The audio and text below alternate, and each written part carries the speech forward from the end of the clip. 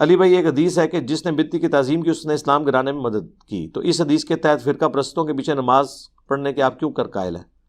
میرے بھائی یہ اس صورت میں ہے کہ وہ بدعت حد کفر کو پہنچی ہوئی ہو، کیٹاسٹرافک کنڈیشن نہ ہو۔ میں بدعتی کے پیچھے اس لیے نماز کا قائل ہوں کہ صحیح بخاری میں 695 نمبر حدیث ہے جس کے اوپر باب باندھا ہے امام بخاری نے، باغی اور بدعتی کے پیچھے نماز پڑھنے کا حکم۔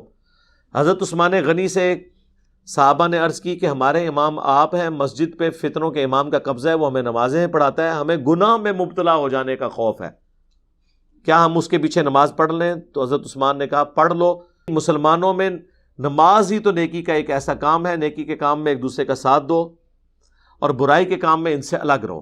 تو حضرت عثمان نے تو آگے سے یہ نہیں کہا کہ تم اسلام کی عمارت کو گرا رہے ہو، تو مجھے مارنے کے لیے آئے یا میرے خلاف اختلاف رائے رکھتے ہیں تو تم ان کے پیچھے نماز نہ پڑھو۔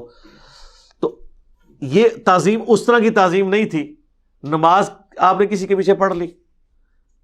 تعظیم اس طرح کی کہ اب اس طرح کے امام مسجد کو لا کے آپ اپنے اختیار والی جگہ پہ لا کے بٹھا کے اس سے آپ قرآن و سنت کے خلاف کوئی احکامات لوگوں کو سکھواتے ہیں۔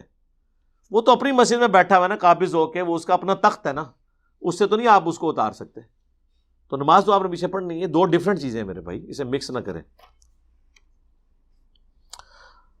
رفع الیدین کرنے کی وجہ بغلوں میں بت رکھنا تھا اور یہ بچے کو پتہ ہے۔ میرا ایک دوست کہتا ہے بچے کو پتہ ہے جی، جانے نہ جانے گولی نہ جانے۔ ہاں جی، بچے کو پتہ نہیں ہے، بچے کو بتایا گیا ہے۔ ہاں جی، بچے کو تو بہت کچھ اور بتایا گیا ہے جو اس کو بڑے ہو کے پتہ چلتا ہے کہ یہ یوں نہیں تھا، یہ یوں ہے۔ ٹھیک ہے، اب میں وہ باتیں نہیں کرنا چاہتا کیمرے میں، تو اس کو چھوڑیں۔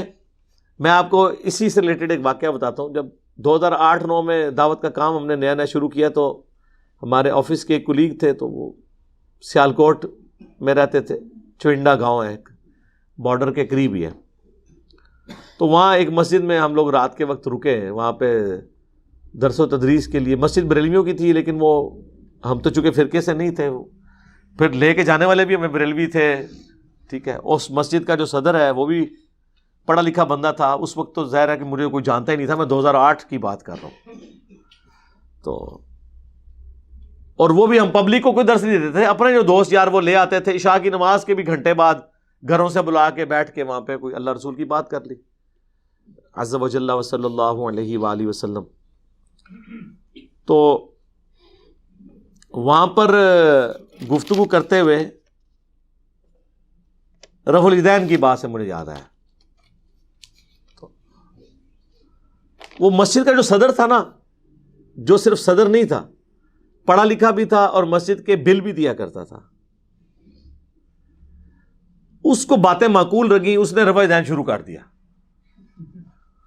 ہو پورے چنڈے میں قیامت ٹوٹ پڑی جناب، کمیٹیاں مسجد کی جناب، وہ مولوی اکٹھے ہو گئے، انہوں بلاؤ جی اس صدر نو جناب، کیا ہو گیا، یہ ہو گیا۔ میں نے اسے ایک ٹوٹکا بتایا تھا، اس نے کہا جی ہمیں تو یہ بتایا گیا کہ یہ بت رکھ کے آتے تھے اس لیے رفع الیدین ہوتا تھا۔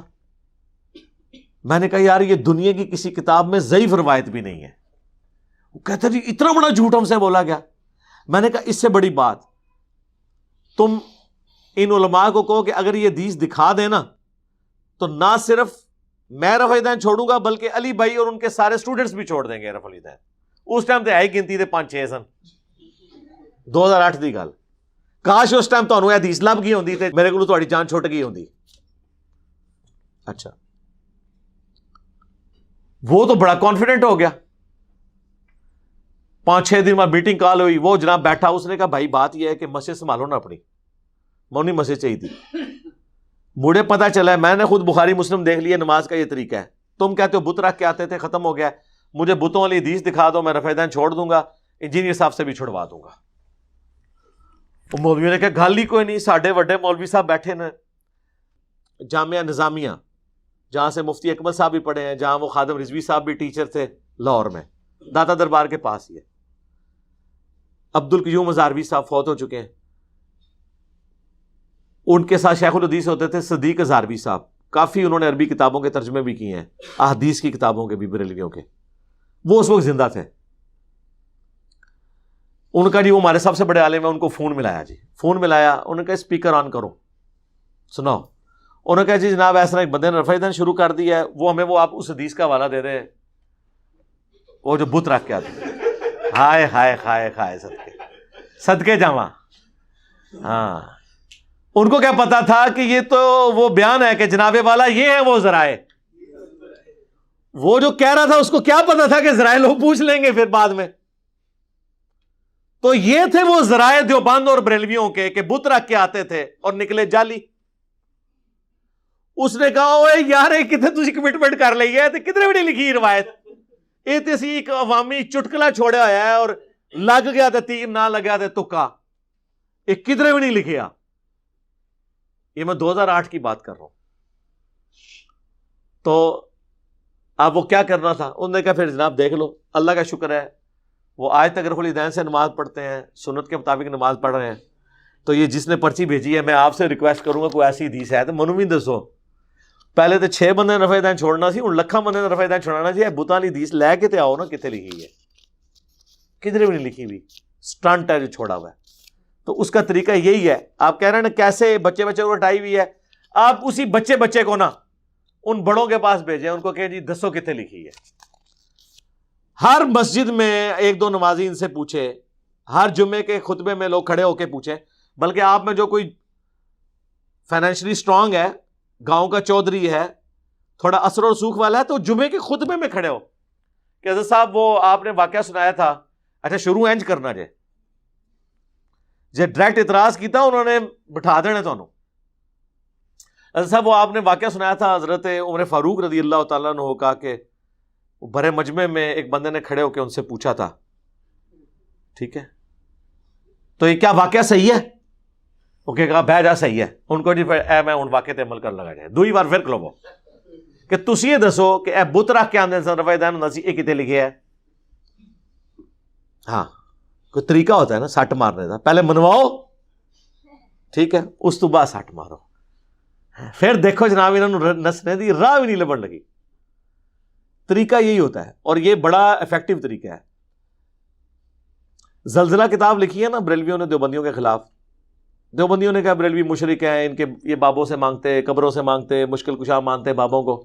یہ سارے کام دیوبندیوں کے بزرگ بھی کرتے رہے. انہوں نے بھی اپنے مرے ہوئے بابوں کے حق میں ایسے ایسے قصیدے لکھے ہیں، ان سے مدد مانگی ہوئی ہے. اب وہ دیوبند مدرسے کو اگر ڈائریکٹ لکھتے نا تو انہوں نے تو فتویٰ نہیں دینا تھا، ان کے اپنے بابوں کا تھا. انہوں نے پتا کیا شاعری کی کہ دیوبندیوں کے بزرگوں نے اپنے بابوں کے حق میں جو جو شعر لکھے نا اس میں انہوں نے صرف بابوں کے نام اور جگہوں کے نام چینج کر دیے. یعنی وہ انہوں نے لکھا کہ ہم مکے مدینے میں بھی گنگوہ کا راستہ تلاش کرتے تھے، وہ جہاں کے گنگوہی صاحب ہیں. وہ لائف سٹوری میں بھی آئے تھے، گنگو شریف سے بات کر رہا ہوں، 2 آئے تھے نا بھائی، ٹھیک ہے. اور وہ میاں والوں کی اولاد میں سے تھے. ہاں جی، وہ جس طرح نبی السلام نے کہا تھا نا کہ ایک دن آئے گا طائف میں بھی میری دعوت پہنچ جائے گی. اور پھر دیکھیں مختار سقفی طائف کا ہی تھا، اس کا والد تو صحابی تھا، اور جس نے بدلہ لیا قاتلین حسین سے وہ بھی بنو ثقیف سے تھا. تو وہ گنگو کی جگہ انہوں نے اجمیر کر دیا.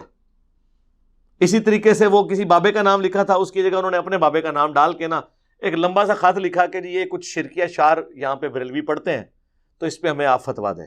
دیوبندیوں نے ٹھک فتوا دے دیتا کہ یہ مشرکانہ، یہ پڑھنے والے بھی مشرک، اور یہ وہ جناب فتوا جدوں انہوں کو لایا انہوں نے کہا بھائی جی یہ تو تہاڈے بزرگاں دے اشعار نے، صرف گنگو دی جگہ اسی اجمیر کر دیتا ہے.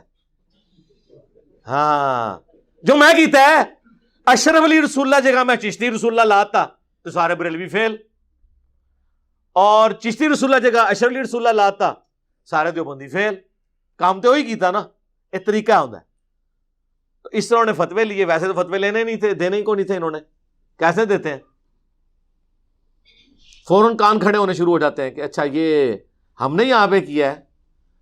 کئی اہل حدیثوں کے مولویوں کے پاس میں نے ابن تیمیہ کی عبارت بھیجی کہ یار یہ نا اس کو بریلویوں کی کہہ کے بیان کرو کہ بریلویوں نے لکھا ہے کہ میلاد منانا گرچہ بدعت ہے لیکن اس پہ ثواب ملے گا کیونکہ اس کے پیچھے نبی علیہ السلام کی محبت ہے.